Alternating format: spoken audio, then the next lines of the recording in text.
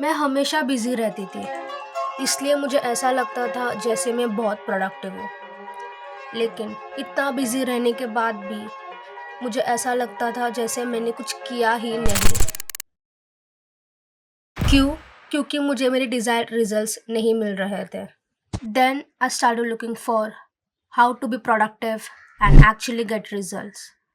तब मुझे मिला 80-20 rule, also known as Pareto principle. Then I realized मैं प्रोडक्टिव नहीं, बस बिज़ी थी। Now, how I applied this principle and how you all can apply this principle, उससे पहले ये जान लेते हैं कि इस प्रिंसिपल का ओरिजिन हुआ कहाँ से।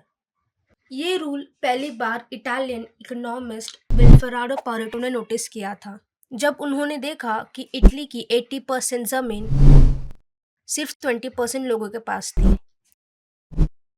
लेकिन बाद में इस कॉन्सेप्ट को प्रोडक्टिविटी और बिजनेस में पॉपुलर बनाया ऑथर रिचर्ड कोच ने अपनी किताब the 80-20 principle the secret to achieving more with less. So what exactly is this principle? According to it, हमारे 80% रिजल्ट्स सिर्फ 20% काम से आते हैं। जैसे 20% clients generate 80% income. Focusing on the important 20% topics gives you 80% marks, and your 20% habits brings you 80% results. But what about the rest 80%? वो सिर्फ energy consume करती है, रिजल्ट्स नहीं देती। तो एक दिन मैंने खुद से पूछा, अगर मुझे सिर्फ 3 काम करने हो तो वो क्या होंगे?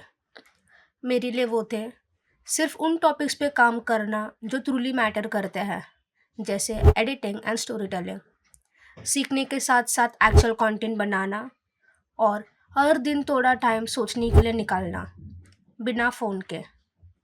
अब ये मेरा पहला वीडियो है।